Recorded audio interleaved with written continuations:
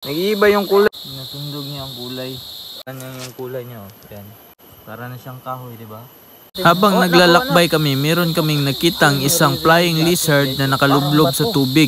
Hindi naman dyan yung natural habitat niya, kaya tulungan natin. Yan, nakita ng asawa at anak ko. Yung mga ganitong klaseng hayop, hindi talaga inuhuli, kaya ibalik natin sa natural habitat nila kasi sila yung nagbabalance ng ecosystem natin. Tara, let's go. Yan, paliparin natin guys. Kasi pag nasa tubig yan sila, hindi yan sila nakakalipad. Kumuha ka ng ano doon. Kumuha ka ng damit ba? Ito na lang. So ito guys, yan. Tingnan natin yan. Ito yung flying lizard guys. So tulungan natin siya na makaalis dito sa tubig. So lumilipad yan sila guys, yan. Tingnan nyo guys, yan. Tingnan nyo, yan. Lumilipad yan guys. Yan. Yan yung tinatawag na flying lizard guys. Lumilipad yan sila. So pakawalan natin siya guys sa natural habitat nila.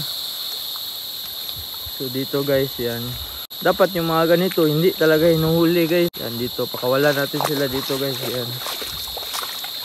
Yan, pakawalan natin dito kasi ito guys, yan. Para sa ano guys, oh, yan. Nag-iiba yung kulay. Ito yung ano?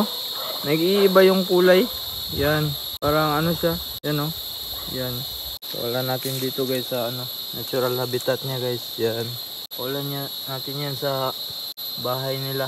Tawag dito guys. Mo man siguro itong nagapanundog o kulay. Nagapanundog o kulay ba no? Yan. Kawala natin yan. Yan, makad ka na. Nagapilit rin siya oh. Nagakamuflage siya ba? Tanawan natin kung maglahi ba yung kulay. Mapansin niyo guys, yan ginasundog ang kulay guys oh. Nawa ninyo. Ginasundog niya ang kulay. Pansin niyo. Minasundog niya ang kulay. Minasundog niya ang kulay sa kahoy. Nawa. Sundog niya ang kulay sa kahoy. Nawa. Pakawalan natin siya sa natural habitat niya.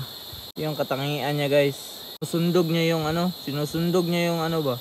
Sundog niya yung kulay ng kanyang nadadapuan ba. Tingnan niyo. Yan. Camouflage tawag dyan oh. Camouflage. Pabayaan natin guys. Yan yung kulay niya oh. Yan. Yan yung kulay niya. Para na siyang kahoy, di ba? Tingnan natin.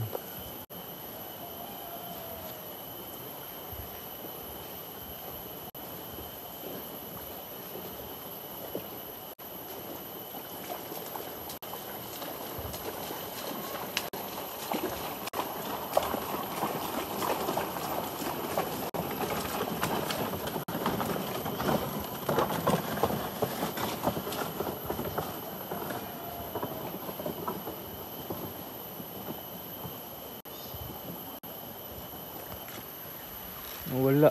Saan na yun?